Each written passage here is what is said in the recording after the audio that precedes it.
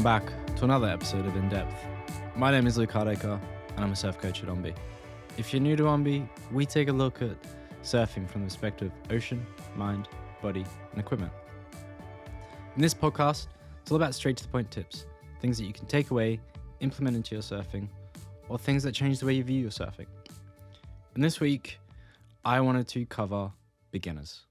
I've done a lot of podcasts. They lie somewhere in between covering everything, covering something specifically, no skill level particular. And I thought there's quite a few beginner podcast episode suggestions coming through the community. So why not? So starting off, like always, I'll ask a question, get you thinking about your own surfing.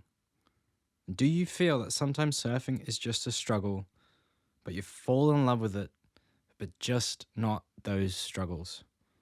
Do you wish you could spend more time actually surfing and less time flailing about feeling tired and battered and bruised while other surfers just make it look easy? So this week, I'm going to be diving into some of those struggles and packing as much information as I can for one guide for beginners. It's also going to be aimed at those surfers just beyond learning to catch waves and whitewash. This isn't just how to get started. This is more in depth in terms of how to get out the back. So whether you say getting out or in, it doesn't really matter. For a beginner, not being able to get out the back can be a depressing feeling, like you aren't good enough. To fix this problem and prevent being stuck inside, copping all the waves on your head, it starts before you even get wet. Start every surf by taking those 5 minutes to stop, watch the surf, and try and figure out what's going on. And this starts with ignoring all the other surfers. Just imagine they aren't there. Forget them. They're just going to complicate it. You want to be looking for where the waves are breaking, how they're coming into the beach. Are they breaking right, left, or both ways? And which way breaks better? How they're breaking, does it peel and crumble, or does it run and stand up and suddenly break? The first few times, this will feel confusing, and you'll be none the wiser. But make a guess at what you think's going on. If you're right, fantastic. If you're wrong, you'll figure it out in the lineup. This is questions you should ask every time. That series of questions. Just sit there, watch it, have a go. After that, you should have a rough idea of the conditions. Look at the crowd and see if the crowd is positioned in the right spot. Often you'll find around half of the surfers out there are just sitting around splashing in the water, not paddling for waves, and they're confused what to do. A lot of those surfers are way too deep on the shoulder. They're too far out, nowhere near the takeoff spot. This moment is your chance to identify those surfers and what's going on. You may see surfers you want to be near, as they seem to be constantly getting the right waves, and you may see a group of surfers that you don't want to be near. The very last thing to consider and look for is the biggest thing that will help you get out the back of the surf, and that's to identify the flow of water going back out to sea, or what the easiest path to paddle out is. And it's huge. Most beginners just paddle out in a straight line to where they want to sit, straight through all the whitewash, and take a beating getting out there using most of their energy. What you want to do is use the currents and rips to get to where you want to be. What you're looking for is water moving sideways and outwards. Sideways movement of water will be a current and it can be caused by the tide and wind. This is a topic for another discussion, but there is a period of slack water when the tide is very still, and a period when the tide will not just rise or drop, but move the water across the beach. So tides can play an impact in those currents. A rip is seen easiest by looking for where the waves are breaking, and at the edge of that area, you may notice a place of deep water or where the waves are consistently not breaking. As water comes into the beach, it will need to find a way back out to sea. This is what makes up part of a rip, and we use to quickly get out the back. You want to be looking for this area where there isn't waves breaking and there's a flow of water going back out. Sometimes it's not so clear, sometimes it's super obvious. Some beaches, it's relatively always in the same spot. So if you can identify it, make it easier on yourself, see that water flowing back out, you can use that as a path to get back out. If you're stuck in a rip trying to get into the beach, don't paddle against it and just don't stay in the rip. If you paddle back out and you're sitting in the lineup, don't stay in the rip either. You want to paddle out of it. Otherwise, it's going to keep dragging you out to sea. Use it to get you out and then paddle sideways across the rip to where you want to be. Always be conscious of picking a spot on the beach to line up with prior to paddling out, and any rip or current will be obvious as you move away from that marker.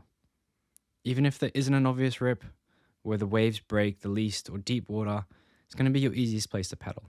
Just identify that path and get out. It's going to be easier to paddle a longer distance than it is to go through all the waves. If you're surfing a point break, you're going to want to paddle wide of the break if you can, but sometimes at some points, the quickest path is through, whereas wide will just put you 20 meters down the point, but out the back, making you paddle up the point. Point breaks are a little bit different sometimes. If you've done your time observing the wave, after you've caught a wave, you want to remember it. Note the tides will change the conditions, and you want to keep an eye on how it changes. If there was an easier path back out, paddle back to that spot if it's close by. The problem most beginners face is they don't know how to get out of the inside section. They can't duck dive, or they can't duck dive consistently. And it feels like it's one step forwards and 2 steps back every time a wave comes and hits them. This results in most beginners forcing their way through the whitewash and sets with brute force, which only gets you tired quickly. You want to surf smarter, not harder. You want to read the waves coming in and wait for a break between the sets to time your paddle out. Don't fight it out against it. Wait for them to stop and then paddle quickly through the smaller waves or the lull. If during this stage of waiting, you can stand on the sandbank, do this. Keep your board next to you and guide it over or under the waves, depending on your board size. What this does is it helps you keep your place. If you lay on your board and you don't paddle, you're just going to get pushed back. But if you stand on the bank, you can slowly walk forwards, gaining ground, and then jump over or under a wave and pull your board with you. This helps conserve so much energy and time. Your legs don't get that tired, so it gives your arms a break. If there's a big current, be aware of that you may be being pushed off the bank or to somewhere down the beach. That should be enough to help you start figuring out how to get back out. Spend those 5 minutes just observing the waves, find a path out, and wait for the lulls to then use your energy. And now I'm going to keep moving on to a couple different topics. These are all going to be shorter, but it's going to be a lot of other common questions that don't get answered quite often for a beginner. I'm going to start with what boards to ride. And for most beginners, even if you're sitting at the back, it's generally always easy and best just to be on a foamy. And these surfboards aren't just for riding whitewash. They're going to catch a wave easily. They're going to give you good stability and balance, while also taking some of that fear away. If you have a longboard or another board, that's fine. Work with what you have, but don't struggle to be afraid to go back to a softboard. Most longboards, 8 feet or longer is great, but you can still use a lot of boards in the mid to high 7 feet.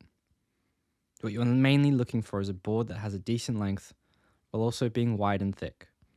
The wider and thicker it is, the more balance and stability it will give you to nail that pop-up and get into waves. Foamies will still turn, they're a little bit harder, and there's going to be an upcoming episode all about foamies and when to change up your board as you progress. Etiquette is a difficult topic for a lot of people, and they're never really sure what is what and what to do. And there's a whole other guide on etiquette here. It covers the majority of what you need to know. So you can go find that podcast episode. However, there are still some things a beginner can add to that list. And that's to understand who you're surfing with, what they're doing, how they're surfing, and what level are they roughly at. If you're surfing with mostly only beginners, it's great. It's easy for everyone. When it's a mix of abilities, when you have to be a bit more aware, and the above previously mentioned etiquette guide is what you want to check. Always look to your inside and check if you're going to be dropping in on another surfer before you decide to take the wave. Just remember, there's nothing wrong with having a look at the menu, have a paddle, and see if the other person wants the wave before you just give up on it and don't even try. But here's the beginner-focused etiquette, where some of these rules change or you can kind of bend them. And all this needs to be is that if everyone around you is similar to you or riding the same waves as you, and we're all beginners, it kind of tends to become more about party waves. You've got a lot of people going straight. So if all those surfers on your inside and they're only surfing straight, you can't exactly be dropping in on them. If they can't turn and you can't turn, no one's upset. It's when people want to ride along across the face of the wave, when someone's trying to do something different and you get in your way, that's when dropping in becomes an issue. If no one's doing that, go for it. But you have to have observed them before this, and you want to see what everyone is doing. So if you do this, you do drop in on them, and they did want to drive across the face of the wave, just apologize with the wave, smile, and sorry. Most beginners aren't going to be that aggro. They're not going to mind, and they like surfing with others similar in their ability. Strike up a chat and ask for a party wave. The other change in rules is if all you're doing is going straight and not riding along the face of the wave, expect that the odd surfer may drop in on you, noting that you are mainly in the whitewash. If you don't want someone to do that and you were trying to go down the line, just give them the eyes or say oi or yeah about 100 times. Maybe they'll see. But generally people, when they're called out, even subtly just with staring at them, they will be like, oh, I don't want to drop in on that person again. And this leads to a whole other topic that beginners and low intermediates don't tend to understand. And it's all about what your body language says about you and others in the surf. And this comes back to etiquette, and it's how you observe other surfers, their body language, and what it's going to say about how everyone else should interact. If a beginner is lying down on their board, looking exhausted and struggling, it's unlikely they're going to paddle for a wave. So if a wave comes, go for it.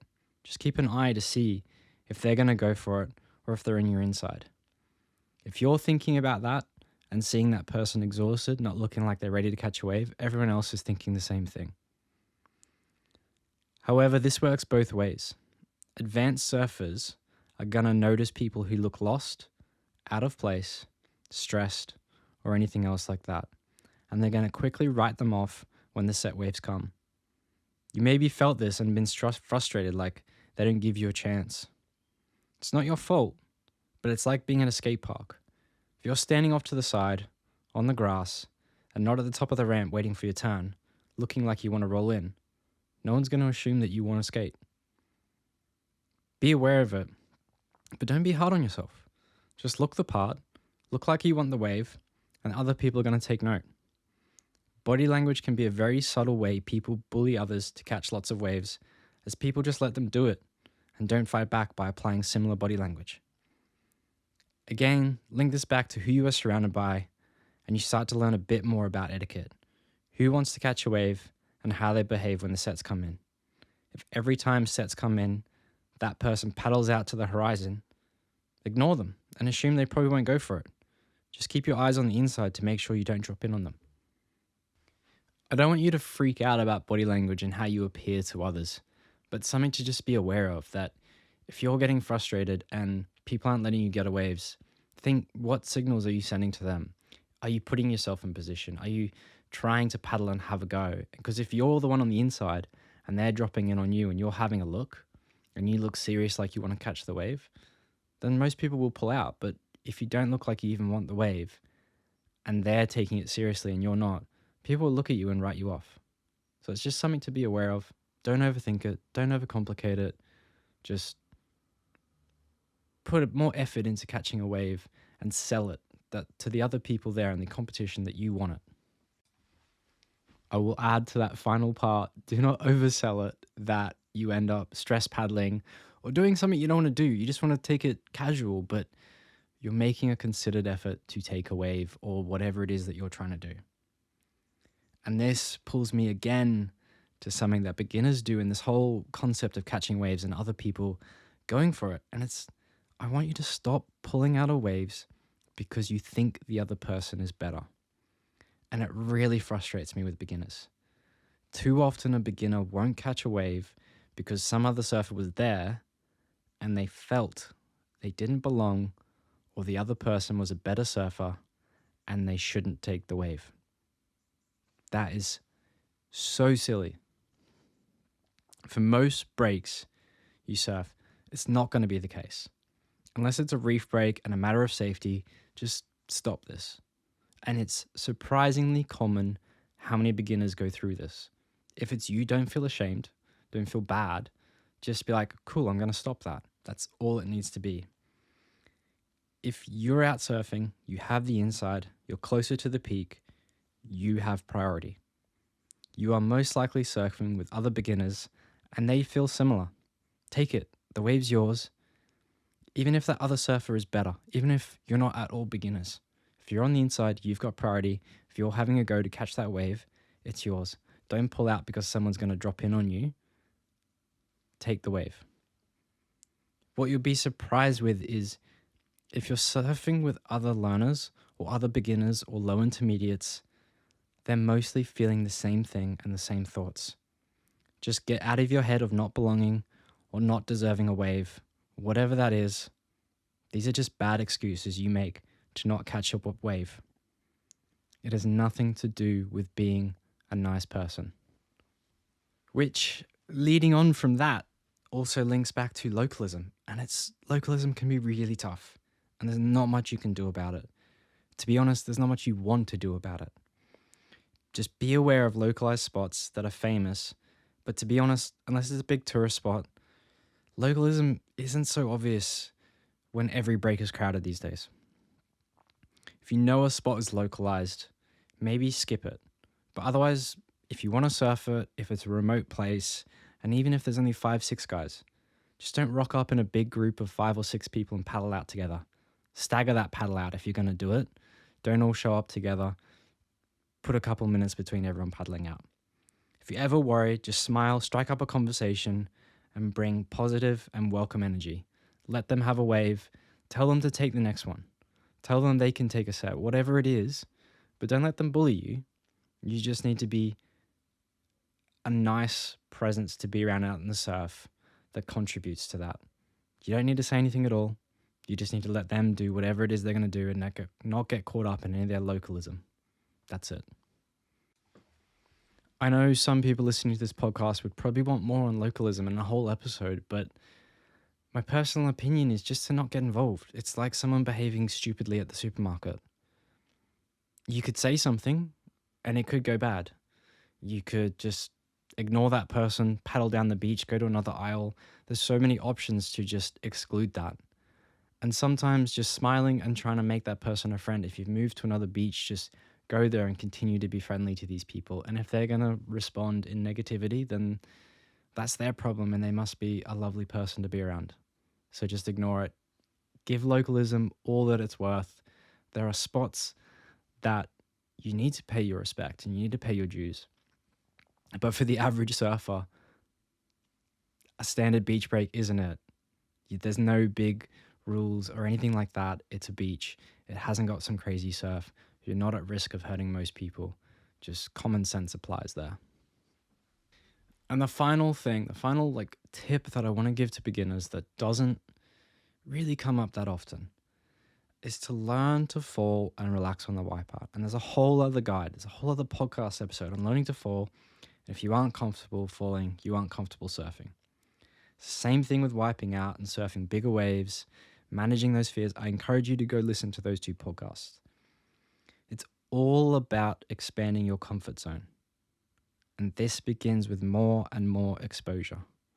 Again, this is a whole other topic for a future podcast, but I want you to remember that if there's something uncomfortable, if there's something that you want to push yourself into, you have to increase your exposure to it and keep chipping away at that.